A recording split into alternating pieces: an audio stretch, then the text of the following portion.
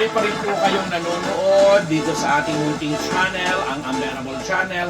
Sa ngalan po ng aking mga kasamaan dito, si Niyong na makulit na ng mga ilaw at sound. At of course, si Dondon Parillas, mula makeup, pag-design nito, lahat. At habang nagdadaldal ako at inaantok na po siya, tutulog na siya, pipikit, pinatay ko rin yung TV kasi nagsasalita ako, naka-side view, nakatingin sa malaki kong TV, nababother ako sa kanya. Charot! Yan naman, Nanay Christopher Min, maraming salamat sa laging pagtutok po sa akin. At hindi daw siya nag-skip ng mga commercials. So, alam mo yan. Kaya thank you. Isa ka po talaga sa mga alam kong nakatutok at sabi mo nga, nagpapasalamat din ako sa tiwala mo sa akin kasi alam natin na marami tayong issue din naman na hindi pinagkakasunduan or hindi nagtatagpo ang ating mga pananaw, but at the end of the day nasusubukan at nagagawa po nating balanse ang mga presentasyon po natin sa kani-kaniya po nating mga medium, kumbaga sa inyong teleradyo, sa inyong vlog din ni na Romel, ni na Wendell at sa iba pang mga ginagawa nyo. Kung ako rin po din pareho din dito sa vlog ko, sa Marites University at sa aking mga panulat po sa radyo at sa mga iba pang platform din naman. So thank you. Pati na rin po sa lahat po ng mga tagahanga ng ni Janine Gutierrez na natutuwa ako sa mga komento, mga obserbasyon na binibigay po ninyo, pero magpapasintabi lang po ako kasi hindi naman po sa lahat ng episode po natin hindi naman ako puro Janine, and that same manner kay Kim Chu, kay Paolo Avellino, kasi ginagawa ninyong battleground, natutuwa ako doon na nagpapalitan kayo ng inyong mga kurukura hanggang lumabas ang inyong mga totoong talino at hughusay, pero wala lang bastang personalan yun na lagi kong pinapakiusap. And of course, sa mga tagahanga din ni Liza Soberano na talaga namang mini-message pa rin po ako, ni Enrique Hill, ang aking baby Enrique.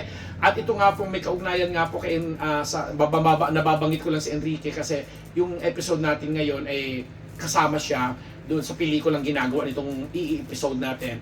Plus, yung Maclis, si Macoy De Leon, si Elisozon, Alden Richards of course, Ding Dong Dantes, Marian Rivera, Piolo Pascual, Ate V, Vilma Santos, at iba pang mga madalas po naming nagiging subject dito sa aming vlog, at dun sa mga nagtitiwala at nagsasabing yes po, balanse tayong mag-present ng mga balita, wala tayong pinipiling artista for as long as pinag-uusapan ito, kagaya nga po ng mga nakaraan ko. Kasi naman, kita mo ako, yung mga views ko, honestly speaking, naglilibo-libo lang yan na talagang sobra-sobra pag yung mga Janine Gutierrez, Kim Chu ang mga subject ko, Maclis yung mga binanggit ko, Alden, pero pag yung mga ibang artista na hindi na ako magbabanggit, kahit nga kay Meme Vice Ganda, nagsipag-sipag ko magbigay ng mga episode, mga news, bihira ako makahit ng mga 1,000 dyan.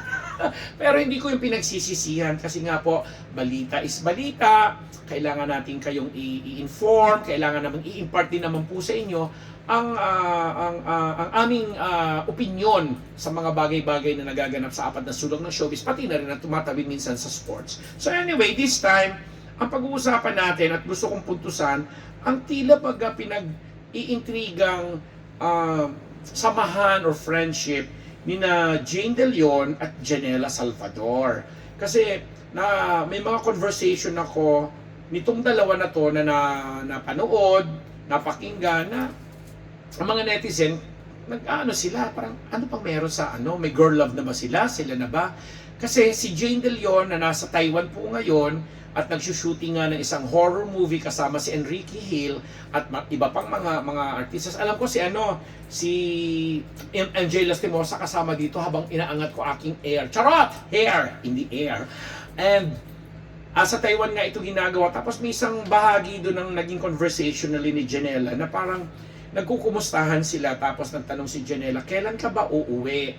Tapos sumagot si Jane na andito pa nga siya sa Taiwan at busy siya. Ang sabi naman ni Jane, bakit hindi na lang ikaw pumunta dito?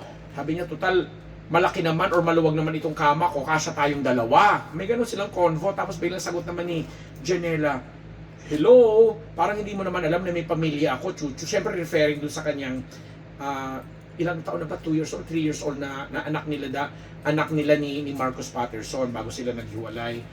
Tapos sumagot si Janela doon ng, hello kaya, kapamilya nyo kaya ako, inaalagaan ko kaya yung si ganon, yung pangalan ng baby boy, blah blah blah blah, and so on and so. Nakakatawa kasi yung mga netizen, ang daming kinikilig. Pero marami rin namang nagugulat at nagtataka na parang, ano ba to, promo ba to, paandar lang ba ito, or what? Although, nung pang panahon ng Darna, na si Jane De Leon ng Darna, na ginampanan din ni Ate V ng ilang beses sa movie at matagumpay. Hello. So anyway, nung si Jane De Leon ang gumanap ng Darna at si Valentina naman si Janela, doon pa lang may something ng klase sa friendship nila na sinasabi nga nila na sila na ba or what, kasi nga yung ganun sila ka-expressive, ganun sila ka-demonstrative din, kasi may mga nangyari pa nga o pangyayari na nagbigayan sila ng bulaklak sa isa't isa. Alam mo yun, sa isang okasyon or something.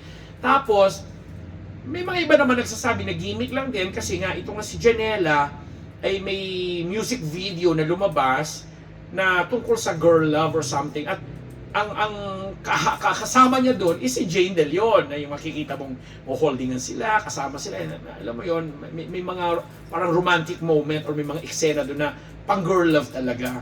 So may mga ganung obserbasyon ng mga netizen. But at the end of the day, ako sa punto dito ng Unbettable Channel, sabi ko naman, unang-una, anong masama o ano ang mali kung sakali mang nagdideklara through their social media accounts sina Janela at Jane ng kakaiba nilang friendship or pagmamahalan bilang mga tao, bilang mga babae o parehong babae.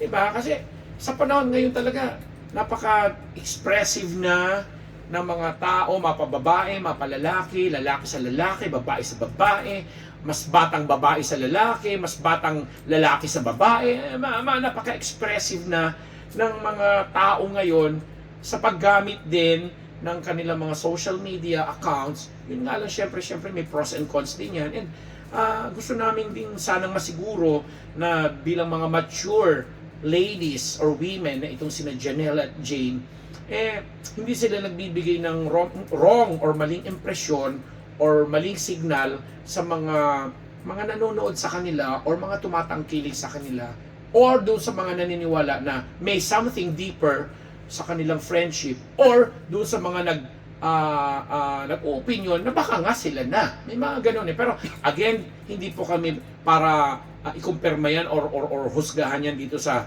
Unbettable Channel, kasi ang opinion nga po namin, wala naman kaming nakikitang mali or masama sa friendship nilang dalawa. Kung may more than or may deeper pa sa friendship nila sa ngayon, mababalitaan na lang po natin at hayaan po natin na sila po yung mag-anunsyo, sila po yung magkumpirma or mag-inform po sa atin, at tayo po bilang mga nakikisali or nakikinig, nakikinood at nakikikilig or may yung iba naman na sabi nakikiiw or whatsoever feelings na discuss or what, hanggang ganun na lang po siguro ang pwede nating magawa, kasi for as long as na hindi naman nila tayo pinipersonal, hindi naman nila tayo kinakalaban or hindi naman na babastos ang ating prinsipyo or what, or hindi naman sila nagpapakita ng ganung asal na masama na para sa atin, dapat tanggapin po natin at i-open po natin ang mga ganyang mga pangyayari, kasi sabi ko nga sa panahon po ngayon, at least kahit papaano po